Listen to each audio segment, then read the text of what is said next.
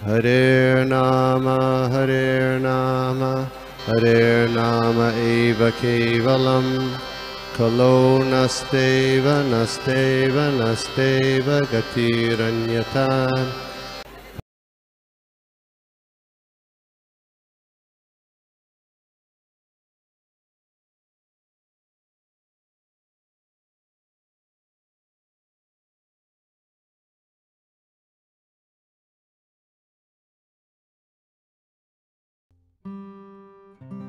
Thank you. Okay. ठीक है. We'll start with prayers. Om Namo Bhagavate Vasudevaya. Om Namo Bhagavate Vasudevaya. Om Namo Bhagavate Vasudevaya. Narayanam Namaskritya Naram Chaiva Narottamam Devim Saraswatim Vyasam Tato Jayamudiraye Nashtaprayeshu Abhadreshu नित्यं भागवत सेवया भगवती उत्तम श्लोके भक्तिर भवति नष्टकी. हरे Krishna. Okay, तो हम लोग देख रहे हैं तीसरा स्कंद. इसका 22वां अध्याय शुरू हो चुका है और हम लोग 16वें श्लोक पर हैं. तो हम लोग श्लोक पढ़ते हैं. मैं शेयर करता हूँ.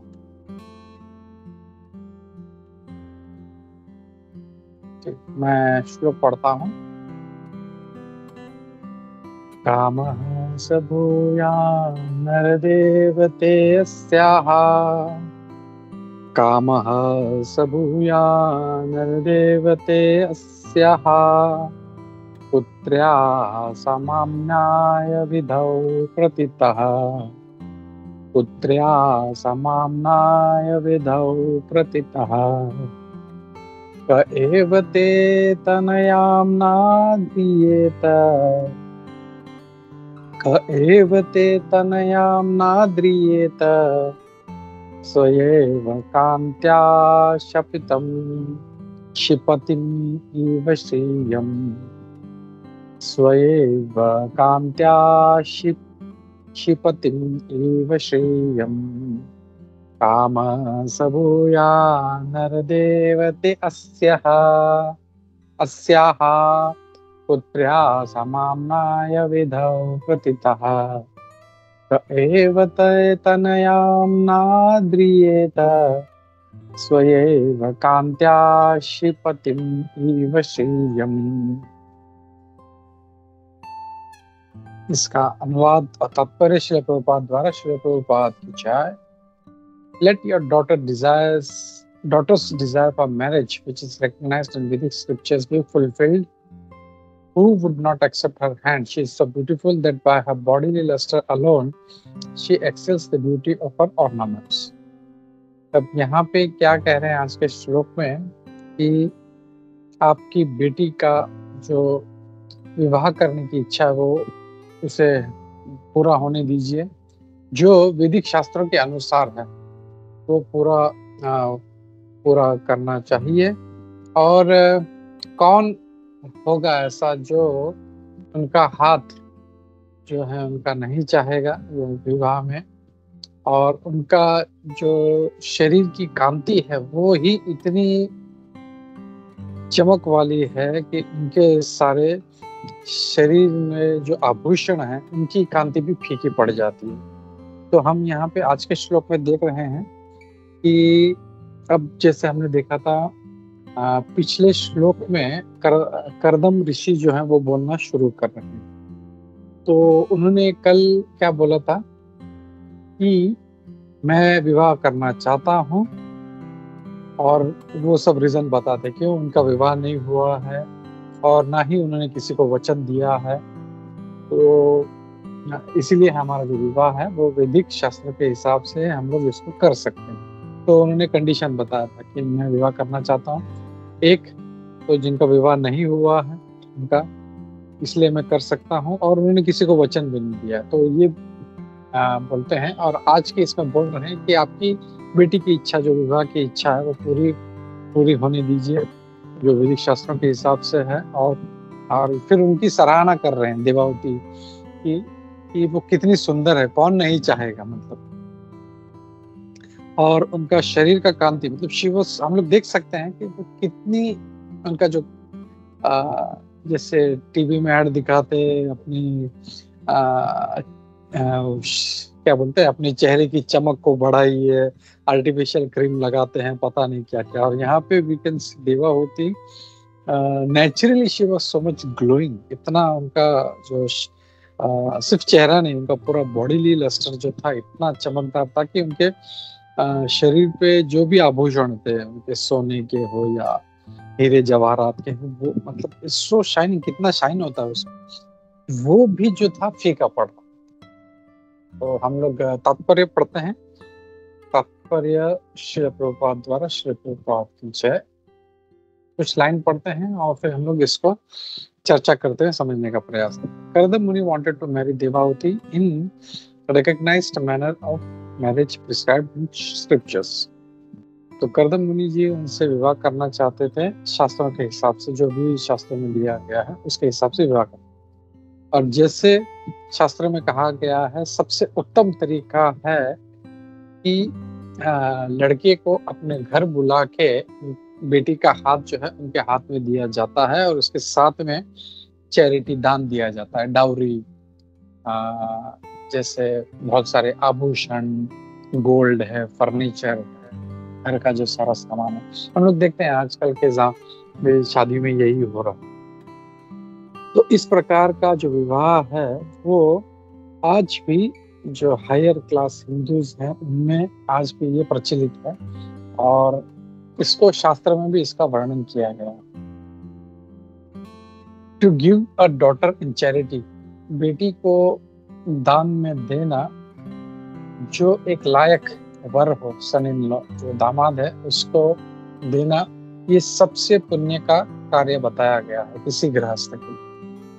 There are 8 forms of marriage, 8 प्रकार के विवाह शास्त्र में, मनुस्मृति में मनु महाराज बताते हैं।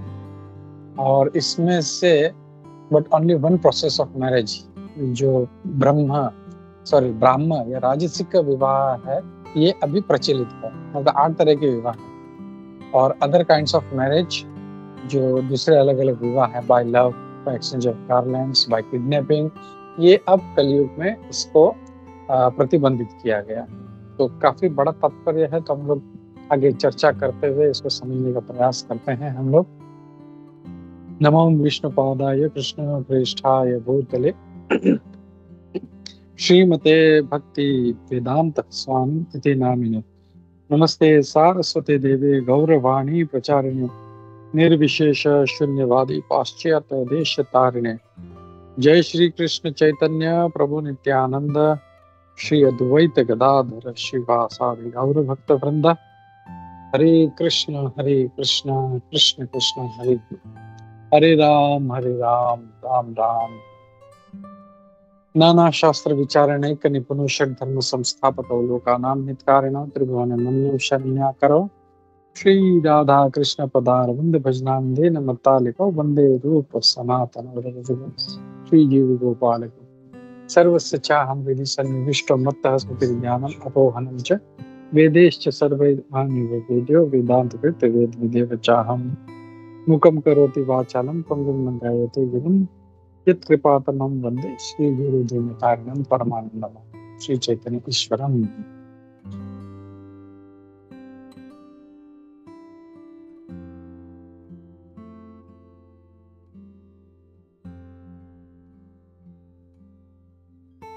हरे कृष्णा। तो सबसे पहले तो सबको आज के निर्जल एकादशी की बहुत बहुत बधाई हो। और आज जो है बहुत ही पावन दिन है, बहुत अच्छा दिन है। और आज के दिन ये मेरा सौभाग्य है कि मुझे ये सेवा का मौका प्राप्त हुआ है। तो आज के श्लोक में हम देख रहे हैं भागवतम में, यहाँ पे अब करदम जो ऋषि हैं वो विवाह के लिए कह रहे हैं कि वो विवाह करना चाहते हैं जो शास्त्र के हिसाब से शास्त्र सम्मत है। और देवाहुति का वो क्या कह रहे हैं, गुणगान कर रहे हैं कि वो कितने सुंदर है। और ऐसे ब्रह्मांड में ऐसा कोई भी नहीं है जो उनसे विवाह करना नहीं चाहेगा। उनके शरीर की कांति इतनी स्ट्रांग है कि उनके शरीर पे जो आभूषण है, नेकलेस है, हीरे जवाहरात है, वो भी उसका भी चमक जो है फीका पड़ रहा है। ये यहाँ पे बता रहा है। तो यहाँ पे हम देखते हैं कि करदम ऋषि जो है वो भी अपना हम जानते हैं कि उन्होंने भगवान से मांगा यही था। उन्होंने 10,000 वर्ष तपस्या की, बोले मुझे विवाह करना है, मुझे उपयुक्त पत्नी दो। और भगवान ने उनके लिए एकदम उपयुक्त, तो उनके लिए जो परफेक्ट है वैसी पत्नी जो देवाहुति है उनको भेजा था। और यहाँ पे आज के इसमें देख रहे हैं कैसे देवाहुति कितनी सुंदर है। वो यहाँ पे खुद करदम ऋषि उनका स्तुति कर। तो तात्पर्य में देखते हैं, प्रभुपाद जी कहते हैं कि करदम मुनि देवाहुति से विवाह करना चाहते थे जो शास्त्रों के हिसाब से और शास्त्र सम्मत हो। तो इससे एक सीख हमको प्रभुपाद जी की इस लाइन से प्रभुपाद जी कहते हैं Kardam Muni wanted to marry in the recognized manner of marriage prescribed in the scriptures। यानी विवाह ऐसा करना चाहिए शास्त्र सम्मत हो, ऐसे नहीं अपने मन से कुछ भी कर लिया जैसे आजकल कर रहे हैं, गले में हार डाल दिया मेरा शादी हो गया। ये भी अलग तरह का विवाह है जो हम लोग देखेंगे, जो आज कलयुग के लिए नहीं। कलयुग के लिए जो है जैसे प्रभुपाद जी कहते हैं ये ब्राह्म जो विवाह है ये ही सही है। और बाकी के विवाह क्यों कलयुग में उसको क्या बोलते हैं, उसको प्रोहिबिट किया गया है, वो भी हम लोग देखेंगे। तो यहाँ पे प्रभुपाद जी कहते हैं कि विवाह शास्त्र के हिसाब से करना चाहिए, मन से। फिर कहते हैं as stated in Vedic scriptures the first class process is to call the bride। तो सबसे उत्तम तरीका क्या है जो प्रभुपाद जी जो अब जो प्रचलित है ब्राह्मण विवाह उसके बारे में बता रहे हैं कि वो प्रोसेस क्या है कि लड़के को घर पे बुलाते हैं जिससे विवाह करना है, फिर उसको बेटी का हाथ उसके हाथ में देते हैं, उसको दान देते हैं, डाउरी जो हम लोग बोलते हैं डाउरी। तो इसको भी हम लोग समझने का प्रयास करें कि पिता जो है वो अपनी इच्छा से, और वो तो राजा हैं, वो तो सारे पृथ्वी के सम्राट हैं, तो उनको कितना कुछ दे सकते, तो वो पूरा फिर जो है अपने क्षमता के अनुसार वो पूरा जो भी है सोना चांदी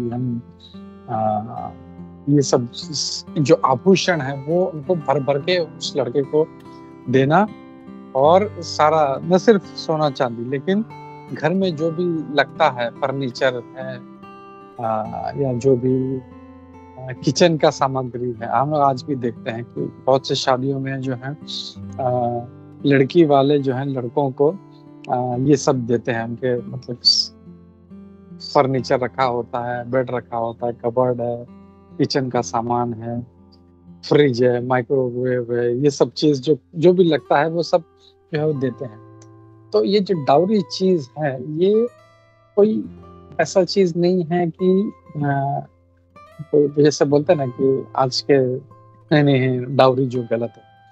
it was okay in earlier times और लोग अपने मर्जी से देते थे। अब ये कलयुग के प्रभाव के कारण गलत कहाँ पे हो रहा है कि जो लड़की के पिता हैं वो जबरदस्ती हमको एक बंगला भी चाहिए, एक फॉर्च्यूनर चाहिए, हम ये चाहिए वो चाहिए, जो वो नहीं दे सकता है वो भी मांगते हैं। और इसीलिए जो है डाउरी अभी लीगली जो है उसके खिलाफ जो है वो प्रोसेस स्टार्ट किया गया है। But in initial day dowry was okay. तो और वो अपने मर्जी से देते थे, तो दैट वाज ओके। तो इसीलिए यहाँ पे डाउरी का बात हो रहा है। लेकिन आज का जो केस है कि एनवीसी कि बहुत से लड़कियों को परेशान किया जा रहा है इसके लिए, हमें इतना सामान ला के दो नहीं तो वापस चले जाओ। तो रिसेंटली अभी वो पूना का एक केस, पता नहीं पूना का है कहाँ का है, पूना का ही है ना शायद, वो एक लड़की वैष्णवी को मतलब they got so much, I think 50 तोला सोना दिया, उसको फॉर्च्यूनर दिया, सब कुछ दिया, फिर भी लड़की को मार दिया। सो दैट इज हॉरिबल, वैसे नहीं होना चाहिए। So the expectations because of कलयुग जो है बहुत मतलब लोगों का दिमाग खराब हो गया है। बट इन दैट डेज जो है it was okay, dowry was okay. और अपनी मर्जी से अगर कोई देता है तो देयर इज नथिंग हार्म, लेकिन टू आस्क हमको और चाहिए दैट इज रॉन्ग। तो ये यहाँ पे हम लोग देख रहे हैं। फिर ये जो टाइप का विवाह है, लड़के को बुलाते हैं, अपना बेटे का हाथ देते हैं और सारा सामग्री भी देते हैं। ये जो विवाह है, ये 8 जो प्रकार के विवाह हैं उसमें से एक विवाह है जो आज भी जो है इवन कलयुग में ये अलाउड है, ये ऐसा करना चाहिए, मतलब ऐसा कहा जाता है। और फिर प्रभुपाद जी कहते हैं कि to give a daughter in charity, जो कन्यादान है वो कहते हैं, और ऐसे किसी को भी नहीं, कोई सूटेबल से लो, मतलब वो ऐसा नहीं कि वो बेवड़ा है, मांस मच्छी खा रहा है, किसी से भी विवाह नहीं, ऐसा नहीं। विवाह करना है मतलब नहीं किसी से विवाह, उपयुक्त सूटेबल सन इन लॉ, उससे विवाह करना और फिर उसको दान देना, ये सबसे बड़ा पुण्य का काम। तो ये प्रभुपाद जी यहाँ पे कहते हैं। और फिर प्रभुपाद जी कहते हैं कि मनुस्मृति में there are 8 forms of marriages mentioned in this Manusmriti. Manusmriti में मनु महाराज ने 8 प्रकार के विवाह जो है उसका वर्णन किया गया है। तो वो 8 प्रकार के विवाह क्या है, उसमें से एक हमने देखा, यहाँ पे प्रभुपाद जी कह रहे हैं जो ब्राह्मण या राजसिक विवाह है वो है। और फिर प्रभुपाद जी कहते हैं other kinds of marriages by love, जैसे लव मैरिज आजकल हो रहा है, ये एक्सचेंज ऑफ गार्लैंड्स, बस एक देख दूसरे को देखा, गले में माला डाल दिया, हमारी शादी हो गई। भगवान के सामने हार डाल देते, भाई हमारी शादी हो गई। तो that is also a different kind of marriage. We will see that किसी मतलब लड़की को उठा के लेके गए, पसंद आ गई लड़की को, उठा के लेके गए, and there is a big fight दोनों पार्टीज में, लड़के वालों के लड़के। अगर लड़का वाला जीत गया, चलो ठीक है जीत गया, ठीक है अब इसका विवाह कर दो, तो that is also one kind of marriage. तो ये है। तो जो 8 प्रकार के विवाह हैं जो कहा गया है, एक तो हमने देखा जो ब्राह्मण है, पिता जो है लड़के को घर पे बुलाता है, विवाह कराता है, ब्राह्मण विवाह। दूसरा है दैव विवाह। दैव विवाह में क्या होता है कि बेटी को सारे जो भी हीरे जवाहरात सोना वीना है उसके साथ में किसी कोई यज्ञ चल रहा है, वहां का जो मुख्य जो प्रीस्ट है उसको दे देना, वो दैव विवाह। मतलब वो एक तरह का विवाह होता था जहाँ पे मतलब कोई यज्ञ चल रहा है तो उसका जो मेन प्रीस्ट है उसको जाके उस अपनी बेटी को पूरा इसके साथ में, भाई ये आज से आपकी हो गई। तो ऐसा भी एक्सेप्ट होता था। एंड जो यज्ञ करने वाला जो ऋषि था तो उसको दैव विवाह कहते हैं। तीसरा जो है अर्श विवाह। अर्श विवाह में क्या होता था कि जो पिता था वो अपनी बेटी को लड़के को दे देता था, और वो लड़का वाला जो लड़का है वो पहले कुछ गाय या बैल एक जो है उनको लड़की के पिता को दे देता, तो वो फिर अपनी बेटी दे देता। तो वो है ऋषि विवाह या अर्श विवाह उसको कहा जाता है। तो यहाँ पे हम लोग देखते हैं कोई ऋषि जो है उसके पास सोना या बड़ा गाड़ी बंगला तो है नहीं, उनके पास गाय बैल यही हुआ करते, तो वैसे भी एक्सेप्ट होता था, उसको अर्श विवाह कहते हैं। तो तीसरे प्रकार का जो विवाह है प्रजापत्य विवाह। तो उसमें क्या होता था, the father gives away his daughter after blessing the couple, may both of you perform together your duties. ये इतना बोल के बस दोनों को आशीर्वाद दे दिया, हो गया, ये हो गया प्रजापत्य विवाह। और फिर असुर विवाह। असुर विवाह क्या है, जहाँ पे क्या होता था, where the bridegroom receives a maiden after bestowing wealth to the kinsman and the bride according to his own will। यहाँ पे क्या होता है कि जो लड़का है वो लड़की वालों को बहुत, यहाँ पे हम देख रहे हैं कि लड़का वाला दे रहा है, लड़की नहीं। अभी तक जो देखा उसमें लड़की के जो पिता है वो दे रहा है। इसमें क्या होता है, असुर विवाह में जो लड़का है वो लड़की को बहुत कुछ धन देता है, लड़की को धन देता है, और फिर बाद में उससे विवाह होता है। तो ये हो गया असुर विवाह। ये हम लोग देखते हैं आज भी कुछ लोग करते हैं वैसे। इवन आई थिंक इस्लाम में ऐसा है कि लड़के वालों को डाउरी देना पड़ता है, तो दैट इज असुर विवाह।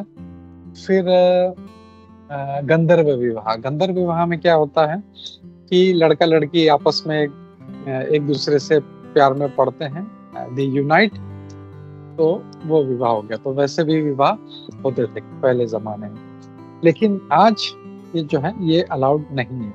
जैसे यूनाइट एंड ओके ठीक है हमारा विवाह हो गया, तो will see the reasons also. तो छठा हो गया ये।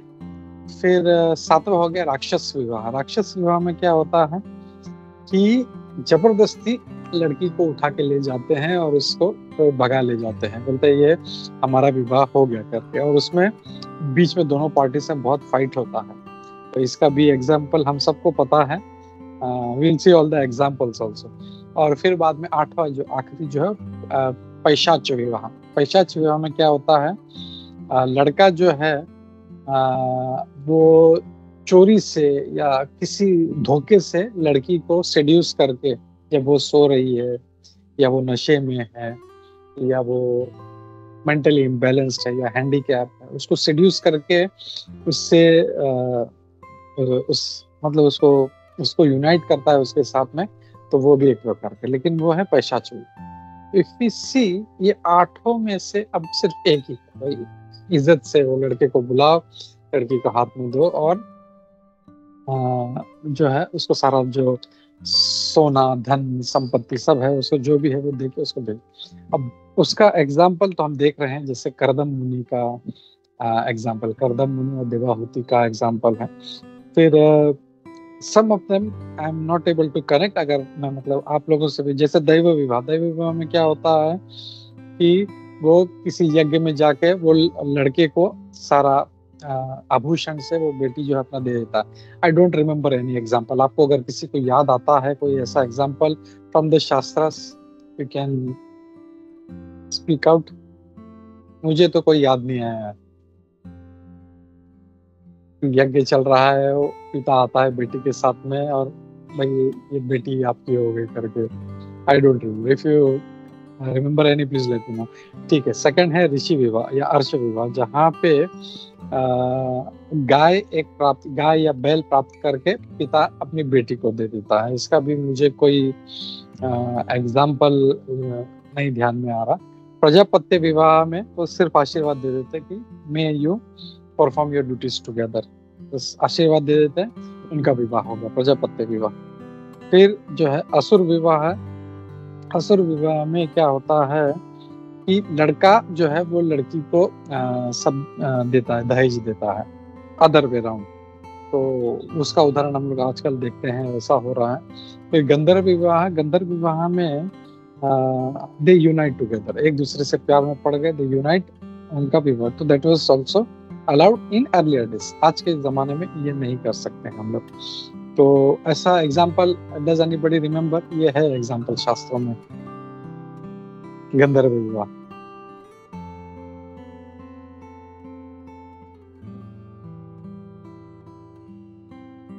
एनीबॉडी? हरे कृष्णा प्रभु जी। यस प्रतिभा माता जी, हरे कृष्णा। नल दमयंती। नल दमयंती उनका मुझे स्टोरी पता नहीं है, बट हो सकता है Nal Damayanti, I don't know. मतलब उन्होंने मतलब ऐसे किसी को, मतलब माता जी you can tell that short में, मतलब इन 2 मिनट्स वो स्टोरी क्या है, नल दम कैसे उनका विवाह हुआ? प्रतिभा माता जी। हरे कृष्णा प्रभु जी। मैं बोल नहीं सकती, लेकिन मुझे ये पता है कि नल दमयंती का ऐसा विवाह हुआ था, बस इतना ही पता है। नहीं, स्टोरी इतनी याद नहीं है। नो प्रॉब्लम, ठीक है। थैंक यू माता। ओके, नल दमयंती। दूसरा है शकुंतला एंड दुष्यंत। उनका भी ऐसे हुआ, वो जंगल में जाता है, शकुंतला को देखता है, प्यार में पड़ते हैं और वो लोग आपस में यूनाइट होते हैं। और फिर बाद में भी शकुंतला अपने जो है राजा जो है वो चला जाता है, उसको श्राप मिलता है, वो भूल जाता है। सो वो एक विनो शास्त्र में एग्जाम्पल। फिर राक्षस विवाह में जहाँ पे लड़की को उठा के लेके जाते, किडनैप करते, उसका कोई example anybody can tell me? एकदम सिंपल, एवरीबॉडी नोज। ये Jaya.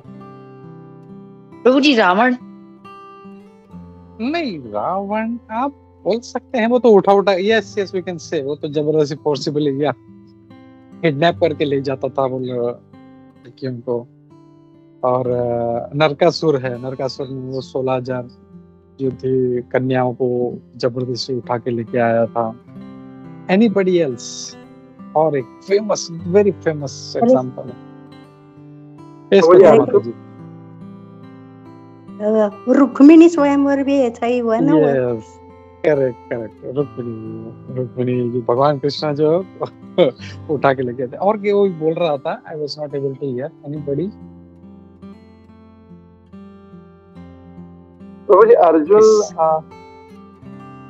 Arjun Subhadra, yes, very good, fantastic. Arjun ने भी जो किया था सुभद्रा से वैसे ही विवाह किया था, और कितना हंगामा हो गया था। So this are all very famous examples we no.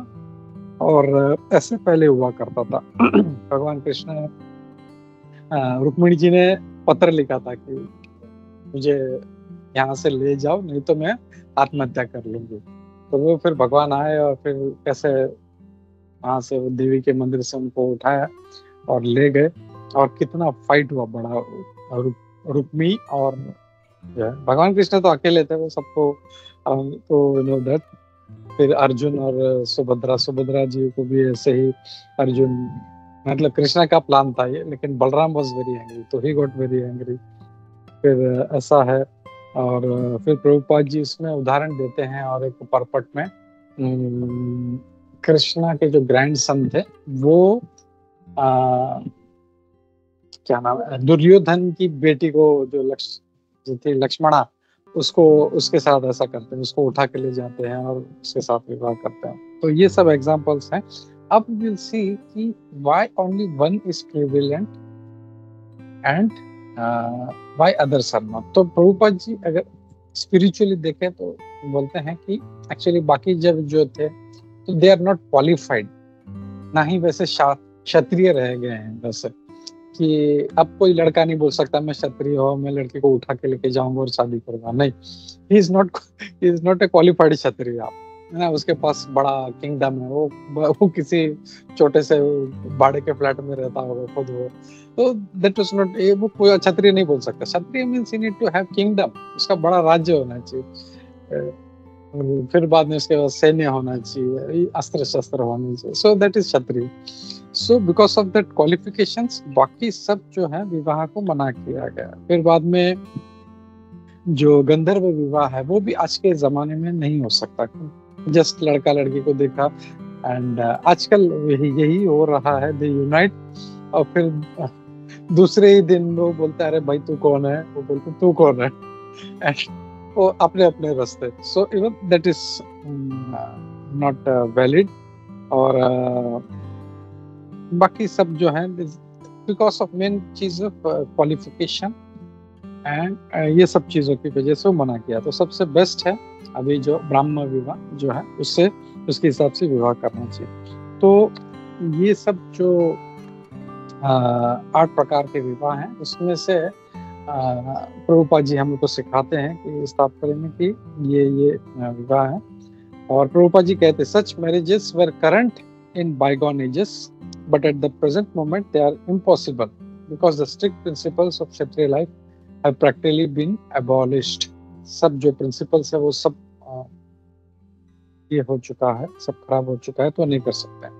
फिर बाद में आगे कहते हैं Prabhupad ji since India has become dependent on foreign countries. Prabhupad ji पहले भी इस बात को कहते हैं कि ये वर्ण और आश्रम क्यों नष्ट होता जा रहा है, because of India's dependence on foreign countries. दूसरे लोग बाहर से आ रहे हैं, पोर्चुगीज आ रहे हैं, ब्रिटिश आ रहे हैं, टर्क्स आ रहे हैं, मुगल आ रहे हैं, और इसकी वजह से क्या होगा कि हमारा जो कल्चर है वो इतना धीरे धीरे डाइल्यूट होता गया कि आज जो एक्चुअल जो वर्ण आश्रम है वो नहीं रह गया। उसकी वजह से दिस इज नॉट वैलिड। और और टुडे एवरीबडी इज ए शूद्रा, कलोक शूद्र संभव। प्रभुपाद जी तात्पर्य में कहते हैं कि नाउ टुडे एवरीबडी इज शूद्रा। सो जो ये प्रकार का विवाह, ब्रह्म विवाह, वो करना चाहिए। तो अब आज के श्लोक से हम लोग को क्या लेसन लेना चाहिए, हम लोगों को what is the we can say moral of the story, या हम लोग को एज ए वैष्णव क्या सीखना चाहिए। यहाँ पे हम देख रहे हैं कि कर्दम मुनि जो है उन्होंने भगवान से वर मांगा 10,000 साल तपस्या करके मुझे विवाह करना है। भगवान ने उनको तुरंत उनका इच्छा पूर्ण किया और जो है स्वयंभू ने अपनी बेटी देवावती, इतनी सुंदर जो बेटी थी उसके साथ वहां पे आए। एंड कर्दम मुनि जो है वो उसकी सराहना कर रहे हैं, स्तुति कर रहे हैं कि हाउ ब्यूटीफुल चीज। और फिर आगे हम लोग देखेंगे कि अगले कल का जो श्लोक है उसमें और भी बताते हैं वो और कितनी सुंदर थी कि कैसे वो जो गंधर्व जो था तो अपने प्लेन में से जा रहा था और कैसे वो देवती जो अपने महल में खेल रही थी उसको देख के वो इतनी सुंदर थी कि वो प्लेन से गिर गया धड़ाम से। So she was so beautiful. तो वो हम लोग कल देखेंगे कल के श्लोक में।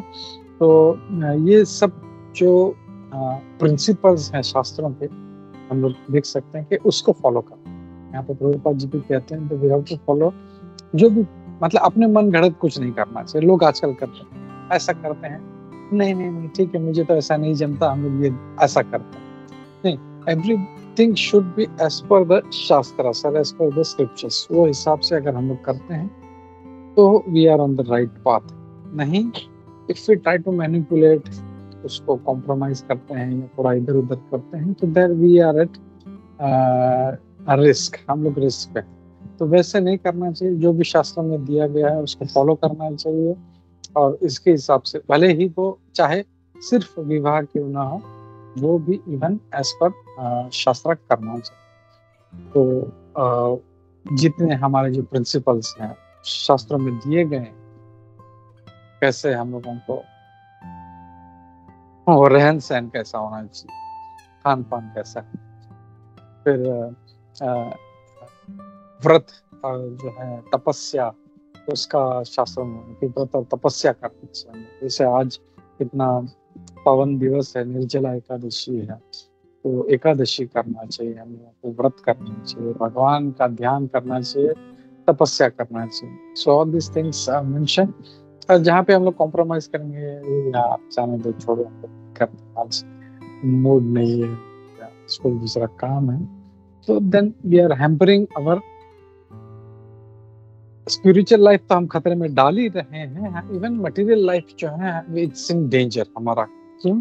क्योंकि वो शास्त्रों के हिसाब से नहीं है तो वो फिर वो पाप करेगा। अगर शास्त्र के हिसाब से नहीं तो he is going to commit sin. क्योंकि शास्त्र में अगर कहा गया है कि हम लोगों को, जैसे एकादशी है आज, तो एक कहा गया है कि हम लोग को व्रत करना चाहिए, लेकिन जो एकादशी नहीं करता, शास्त्र में क्लियरली है कि जो अन्न में आज के दिन जो है पाप पुरुष है वो वास करता है, जो भी खाता है उसको पाप लगता है। तो दैट इज जो है, अगर हम लोग शास्त्र फॉलो कर रहे हैं, हाँ भाई ये इस टाइम पे ये नहीं करना चाहिए, इस टाइम पे ये करना चाहिए, तो then we are in the safe hands और वी आर विदाउट रिस्क। तो we should try to follow maximum जितना हो सके हम लोगों को इन सब जो विधि विधान है शास्त्रों के, इसका पालन करने का प्रयास करना चाहिए। तो इसी मैसेज के साथ मैं यहाँ पे रुकता हूँ। किसी का कोई प्रश्न है, एडिशनल पॉइंट्स है तो हम लोग लेते हैं। ग्रंथराज श्रीमद् भागवतम की जय, श्रील प्रभुपाद की जय, इस्कॉन गुरु वृंद की जय, सभी उपस्थित भक्तवृंद की जय। हरे कृष्णा।